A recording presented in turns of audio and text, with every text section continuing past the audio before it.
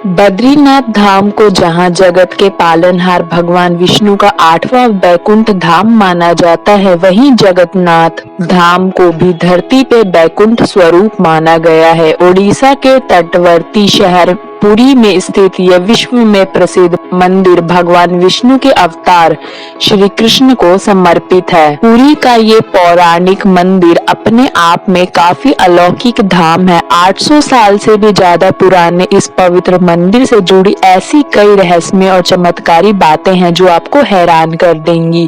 तो ये जानने से पहले आप वीडियो को लाइक कर लेना और चैनल को सब्सक्राइब जरूर कर लेना। वीडियो में एंड तक बने रहना जिससे आपको जगन्नाथ धाम की अलौकिक बातें पता चल सके। तो वीडियो को कंटिन्यू करते हैं। आम तौर पर दिन के समय हवा समुद्र से धरती की तरफ चलती है और शाम को धरती से समुद्र की तरफ, लेकिन आप जानकर हैरान हो जाएंगे कि यहाँ पर यह प्रक्रिया उल्टी है। मंदिर का झंडा हमेशा हवा की दिशा से विपरीत लहरता है। हवा जिस दिशा में चलती है, झंडा उसकी उल्टी दिशा में लहराता है।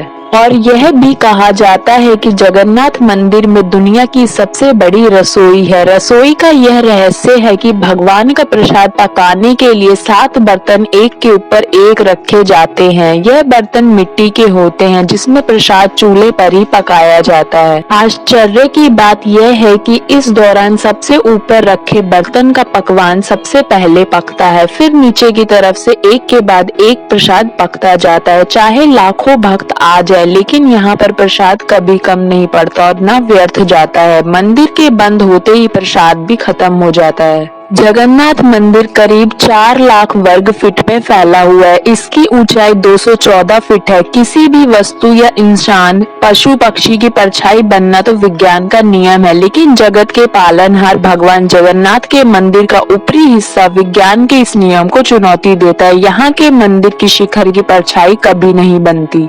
यहाँ हर 12 साल में जगन्नाथ जी, बलदेव और देवी सुभद्रा तीनों की मूर्तियों को बदल दिया जाता है। नई मूर्तियां स्थापित की जाती है। मूर्ति बदलने की इस प्रक्रिया से जुड़ा हुआ एक चकित कर देने वाला सच है। मंदिर के आसपास पूरी तरह अंधेरा कर दिया जाता है। मंदिर के बाहर सीआरपीएफ की सुरक्षा तैनात कर दी जाती है। इस दौरान सिर्फ मूर्ति बदलने वाले पुजारी को ही मंदिर में जाने की इजाजत होती है। आमतौर पर आपने मंदिर, मस्जिद या फिर बड़ी इमारतों पर पक्षियों को बैठे देखा होगा, लेकिन पुरी के इस जगन्नाथ मंदिर के ऊपर से कभी कोई प्लेन भी नहीं उड़ता और ना ही कोई पक्षी मंदिर के शिखर पर बैठता है।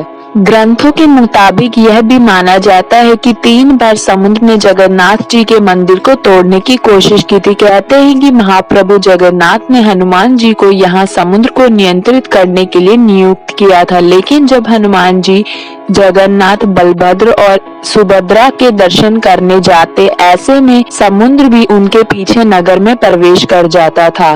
केसरी नंदन हनुमान जी की इस आदत से परेशान होकर जगन्नाथ महाप्रभु ने हनुमान जी को यहाँ स्वर्ण बेड़ी से रोक दिया था। यहाँ जगन्नाथपुरी में ही सागर तट पर बेदी हनुमान का प्राचीन एवं प्रसिद्ध मंदिर है। भक्त लोग बेड़ी में जकड़े हनुमान जी के दर्शन करने के लिए आते हैं। एक बार नारद जी ने हनुमान जी को बताया कि समुद्र की आवाज के कारण प्रभु मंदिर के अंदर सो नहीं पाते। तब हनुमान जी ने क्रोधित होकर समुद्र को वहां से दूर हटने को कहा। इस पर समुद्र देवता ने प्रकट होकर कहा कि मेरी आवाज तो आपके पिता पवन देव के कारण ही चारों दिशा में फैलती है, आप उनसे विनती करें। तब हनुमान जी ने पवन देव से इस आवाज को रोकने को कहा। तब पवन देव कहते हैं कि पुत्र, ये संभव नहीं है, लेकिन तुम्हें मैं एक उपाय बताता हूँ। हनुमान जी समझ गए। तब हनुमान जी ने अपनी शक्ति से खुद को 2 भागों में विभाजित किया और फिर वे वायु से भी तेज गति से मंदिर के आसपास चक्कर लगाने लगे। इससे वायु का ऐसा चक्र बना कि समुद्र की ध्वनि मंदिर के अंदर न जाकर मंदिर के आसपास ही घूमती रहती और मंदिर में श्री जगन्नाथ जी आराम से सोते।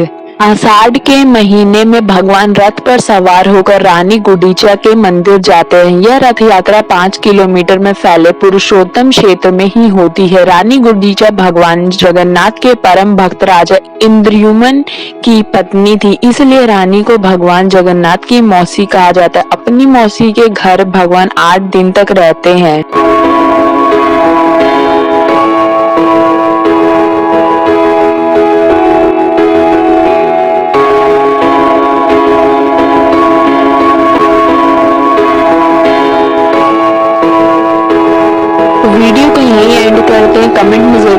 बताना आपको वीडियो कैसी लगी और वीडियो को लाइक एंड चैनल को सब्सक्राइब किए बिना मत जाना।